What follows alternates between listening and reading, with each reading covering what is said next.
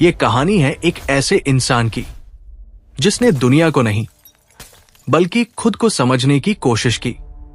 ये यात्रा है अवचेतन मन की, डर, अंधकार और सच्चाई की। ये कहानी है कार्ल गुस्ताव जंग और उनकी रहस्यमयी पुस्तक द रेड बुक की। चैप्टर 1, नाम, समय और छुपा हुआ सच। इस पुस्तक का असली नाम था लिब्नोविस, यानी नई पुस्तक, लेकिन इसके लाल कवर ने इसे एक नया नाम दिया, रेड बुक। लाल रंग सिर्फ एक रंग नहीं था, ये एक चेतावनी थी। 1913 का समय, जब यूं की दुनिया टूट रही थी, उनकी पहचान हिल चुकी थी, और तभी उनके भीतर से आवाजें आने लगी। उन्होंने भागने के बजाय उन आवाजों को लिखना शुरू किया। यहीं से शुरू हुई एक खतरनाक यात्रा। चैप्टर 2, अंदर की आवाजें। हम सबके अंदर आवाजें होती हैं, लेकिन हम उन्हें दबा देते हैं।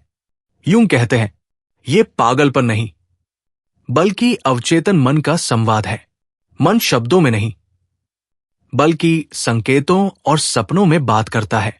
अगर हम इन्हें अनसुना करते हैं, तो हम अंदर से खाली हो जाते हैं। शांति इन्हें खत्म करने से नहीं, बल्कि समझने से मिलती है।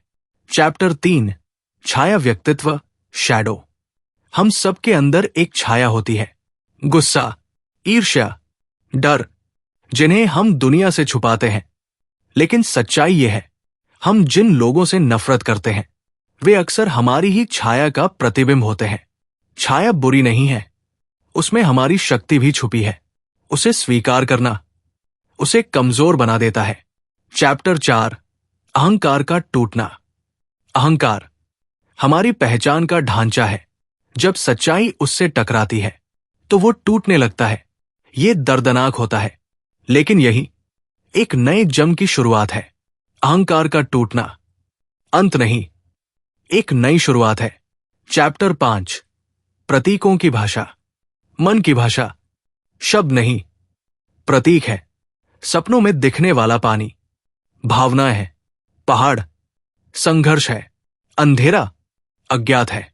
प्रतीकों को समझना तर्क से नहीं, महसूस करने से संभव है। यहीं से संतुलन शुरू होता है। चैप्टर 6, अंधकार से सामना।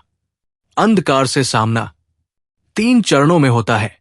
पहला, डर। दूसरा, भ्रम।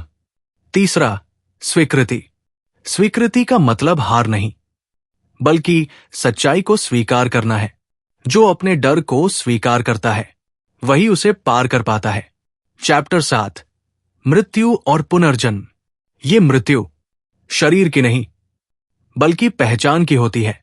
पुरानी सोच मरती है और एक खालीपन आता है। फिर एक नया इंसान जन्म लेता है, वही व्यक्ति, लेकिन पहले से ज्यादा सच्चा।